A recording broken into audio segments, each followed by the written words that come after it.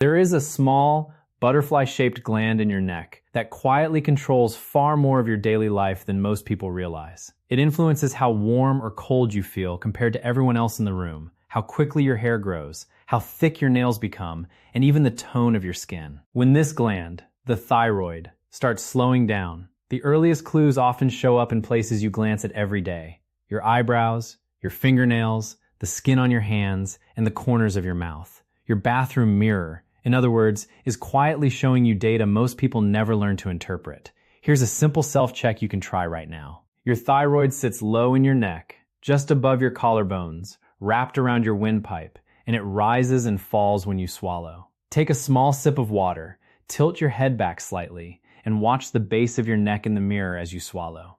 Be careful not to confuse this area with the Adam's apple, which sits higher and is thyroid cartilage, not the gland itself. In most healthy people, the thyroid isn't visible at all, though very thin necks can show a faint outline, even when everything is normal. But if you notice a distinct bulge that rises and falls with swallowing, that's usually a sign of an enlarged thyroid, medically called a goiter, and it's worth mentioning to a doctor. To understand why a thyroid might swell in the first place, it helps to picture the relationship between your thyroid and a much smaller gland tucked at the base of your brain, the pituitary.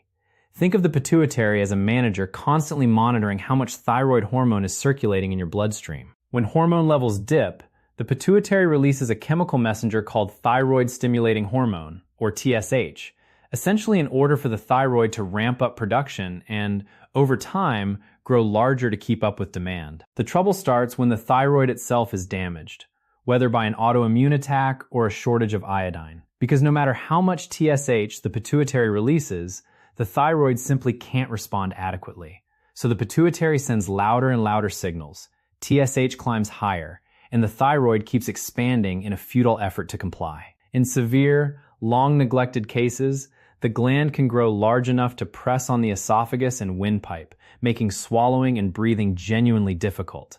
That extreme outcome is rare, but the underlying feedback loop, thyroid struggling, pituitary shouting louder, gland enlarging, is exactly what allows thyroid problems to develop silently over years without anyone noticing. This is the foundation for everything that follows: a single hormonal shortfall, amplified by the body's own feedback system, capable of producing a surprisingly wide range of visible changes throughout the body. In the next part, we'll look at what happens to your skin and hair when that hormone shortage sets in, including a documented case of dramatic skin thickening that fully reversed with treatment.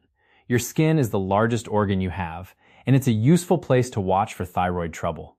Picture it as a brick wall. The flattened, dead surface cells are the bricks, and the natural oils your body produces are the mortar holding everything together and locking in moisture.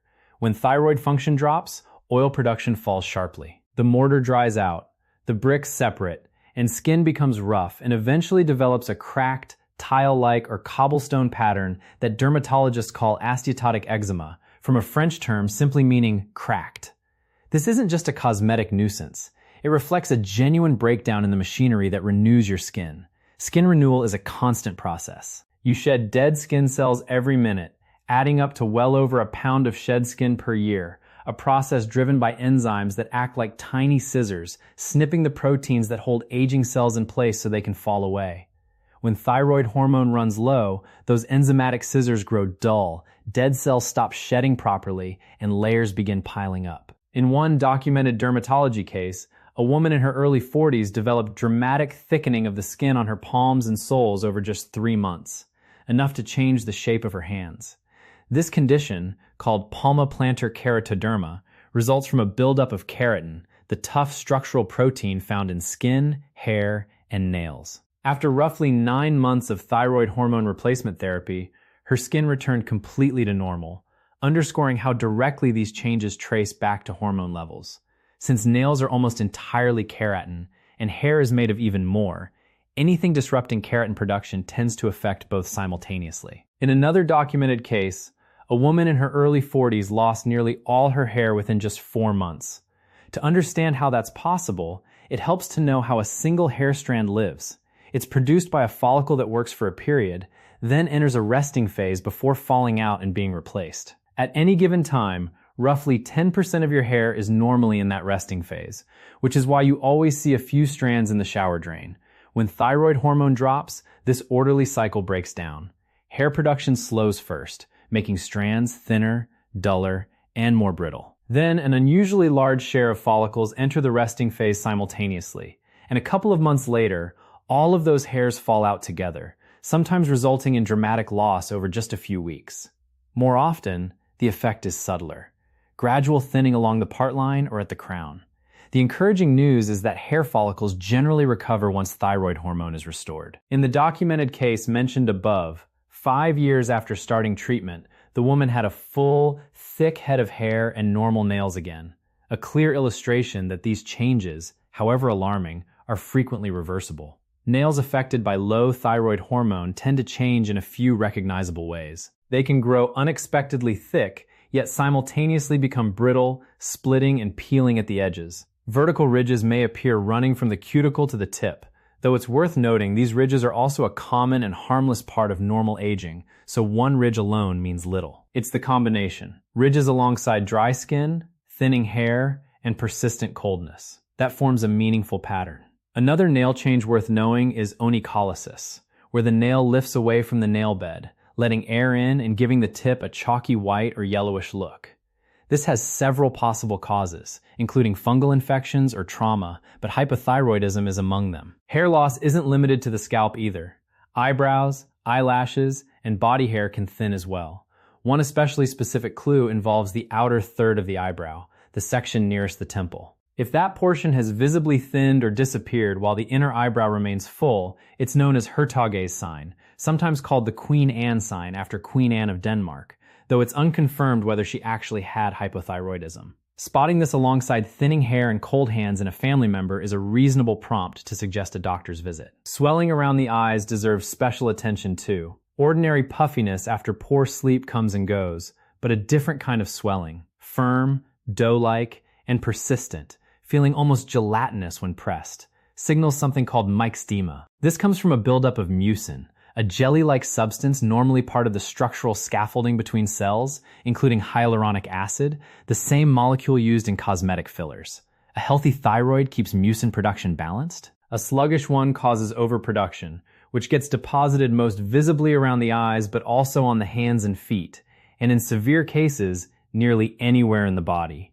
One striking documented case involved a man in his mid-30s who spent 2 years experiencing progressive weakness in his arms and legs before being diagnosed with hypothyroidism. His doctors noticed a visibly enlarged tongue and swollen calf muscles, both driven by the same mucin buildup, and both fully reversed with treatment.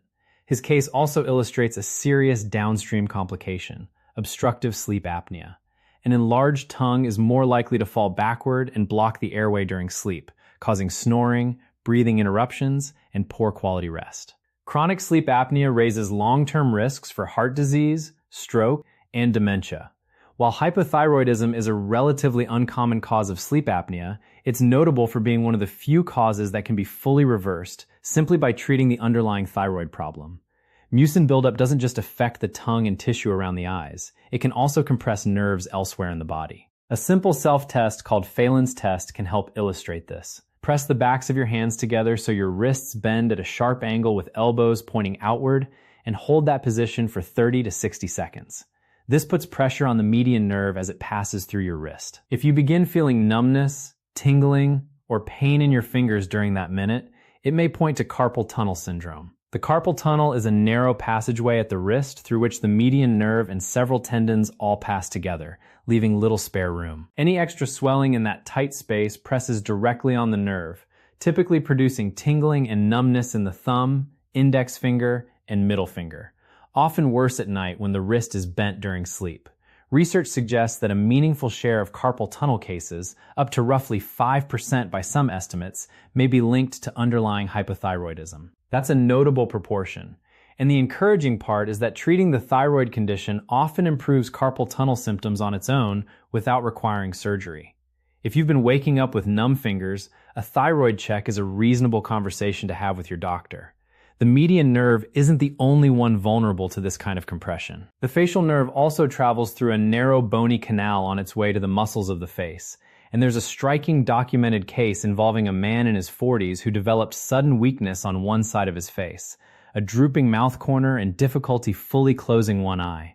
These symptoms looked exactly like a stroke. After a full workup, doctors determined the actual cause was mucin swelling, compressing the facial nerve within its bony canal, a complication of his underlying hypothyroidism. With treatment, the nerve function recovered completely. That case is genuinely fascinating from a medical standpoint, but it comes with an essential caveat. If you or anyone around you suddenly develops facial drooping, slurred speech, or weakness on one side of the body, treat it as a stroke and call emergency services immediately. Rare underlying causes like the one above can be identified later in the hospital. But with a stroke, every minute of delay risks additional brain tissue damage, and there's no way to distinguish a rare mimic from the real thing without proper testing. This case illustrates how far-reaching thyroid hormones' effects can be, while also reinforcing that dramatic neurological symptoms always warrant an emergency response first, investigation second. You probably know someone who is cold all the time, bundled in a hoodie in summer, wrapped in a blanket at the movies, sleeping in socks. Some people are simply naturally cold sensitive, but persistent. Out-of-place coldness is also one of the classic signs of a slowed metabolism, which frequently traces back to an underactive thyroid. Normally, your cells burn fuel to generate both energy and heat. When thyroid hormone is low, cells shift into an energy-conserving mode, doing only what's essential to keep you functioning, and the extra warmth generated by an active metabolism disappears. In extreme, untreated cases, this slowdown can progress to a life-threatening state called myxedema coma. In one documented emergency case, a woman in her mid-50s arrived at the hospital with severe fatigue and confusion. She showed classic visible signs: thinning hair, a puffy face from myxedema, vanished outer eyebrows, thickened palms and soles, and brittle nails. But the real danger lay in what wasn't visible: a slowed heart rate, shallow breathing, and a body temperature that had dropped to around 93 degrees Fahrenheit. Myxedema coma is a genuine medical emergency with historically high mortality, sometimes estimated as high as 60%, requiring rapid diagnosis and immediate intravenous thyroid hormone, typically managed in intensive care. Fortunately, this patient survived, and a year after starting treatment, she looked like an entirely different person. A more subtle but easy-to-spot sign is a yellow-orange tint to the skin, most noticeable on the palms and soles, called carotenemia. This happens because the enzyme that normally converts dietary carotene, the orange pigment in carrots, sweet potatoes, and pumpkin, into vitamin A works less efficiently when the thyroid slows down, allowing carotene to build up in the blood and deposit in thick-skinned areas. Worth noting, carotenemia can also happen in people with completely normal thyroid function if they eat large amounts of carotene-rich foods. So orange palms alone aren't diagnostic, but combined with other symptoms and no dietary explanation, it's a useful clue. Thyroid hormone also directly affects brain chemistry. When levels drop, key neurotransmitters like serotonin and dopamine decline too, along with activity in brain regions governing mood, memory, and focus, producing something that looks and feels remarkably like depression: flat mood, foggy thinking, low motivation, and persistent exhaustion.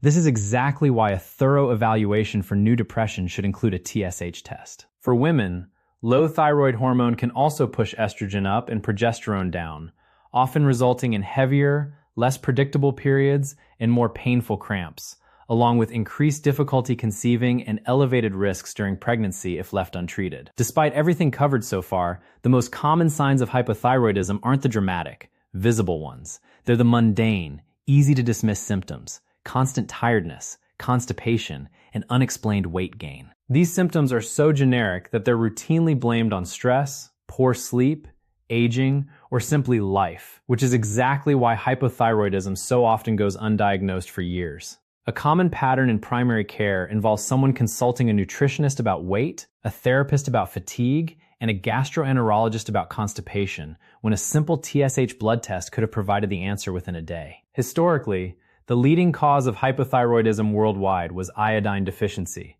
Since iodine is a structural building block, the thyroid needs to manufacture its hormones. That's why, back in the 1920s, developed countries began iodizing table salt, one of the most successful public health interventions in history, which largely eliminated the problem where it was adopted. Interestingly, Iodine deficiency has been quietly creeping back in some places recently, partly due to the popularity of specialty salts like Himalayan pink salt, gourmet sea salt, and kosher salt, most of which aren't iodized. Switching to these doesn't automatically cause a problem, but it does mean iodine needs to come from elsewhere: dairy, seafood, eggs, or a multivitamin, which is worth discussing with a doctor if you've moved away from iodized salt entirely. In regions with adequate iodine intake, the leading cause of hypothyroidism is an autoimmune condition called Hashimoto's thyroiditis, in which the immune system gradually attacks the thyroid gland, slowly impairing its ability to produce hormone. Hashimoto's is considerably more common in women, and overall risk of hypothyroidism climbs with each decade of life, particularly after age 50, meaning symptoms often casually attributed to normal aging, like thinning hair, dry skin, and slow weight gain, may actually reflect an unchecked thyroid issue. Diagnosis, fortunately, is straightforward. A blood test measures TSH. If it's elevated, doctors typically confirm with measurements of the actual thyroid hormones, T4 and T3, to complete the picture. Hypothyroidism is also one of the most treatable hormonal conditions in medicine. Levothyroxine, a lab-made version of T4, is taken as a single daily pill on an empty stomach, with doses adjusted over time based on regular TSH testing until levels land in the right range. Once that happens, the pituitary stops signaling for more hormone, and the body's systems gradually return to normal function. If you've noticed several of these signs, fading outer eyebrows, skin that won't stop cracking, hair loss in the shower, fingers that stay cold, puffy dough-like swelling around the eyes, unusually heavy periods, unexplained fatigue, or stubborn weight, a simple TSH blood test is an inexpensive, fast way to get real answers. None of this replaces an actual conversation with your own doctor, who knows your full medical history, but understanding what your body might be telling you is a useful first step toward feeling like yourself again.